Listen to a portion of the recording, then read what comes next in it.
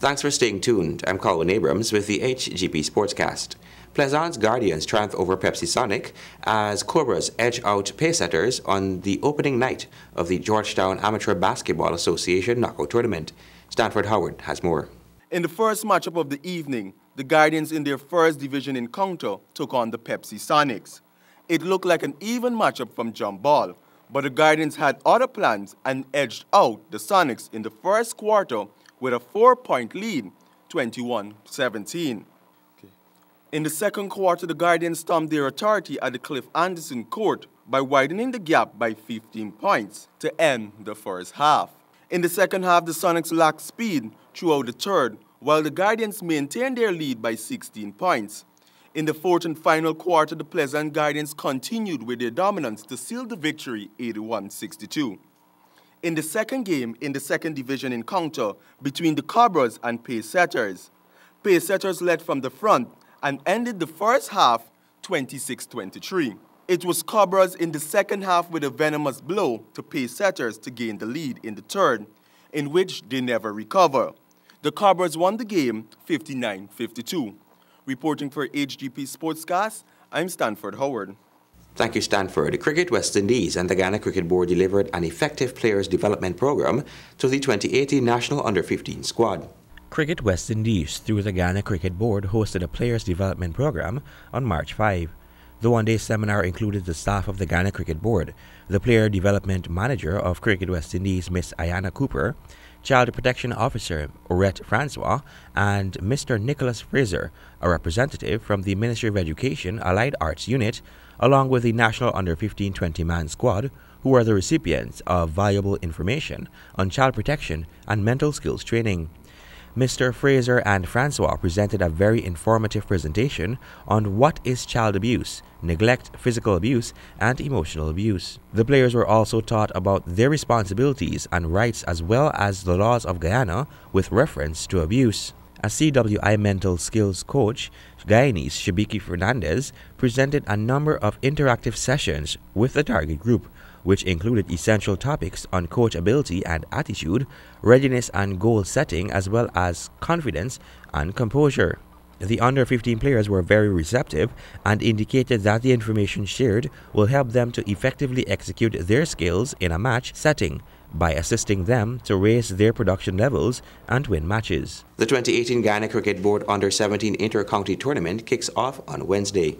Once again, the Ghana Cricket Board will be hosting its annual GCB Under-17 Inter-County Tournament, which kicks off on Wednesday, March 7 and concludes on Sunday, March 11, with matches at Lusignan and GCC grounds throughout the tournament. In round 1, the tournament will see Demerara doing battle with Essequibo at Lusignan, while defending champions Berbice will face GCB Select Under-15 team at GCC ground. Matches commence from 9:30 hours. The team lists are as follow.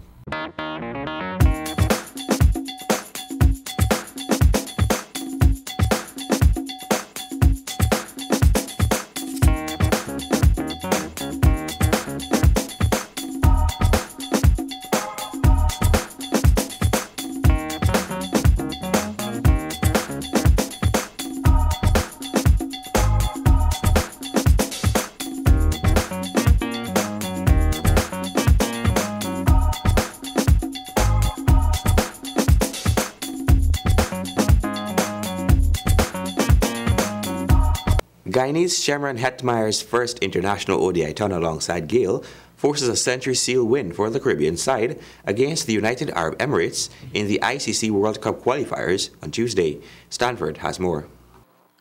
The West Indies pull off a win over the UAE by 60 runs in their first legitimate encounter at the ICC qualifiers in Zimbabwe on Tuesday.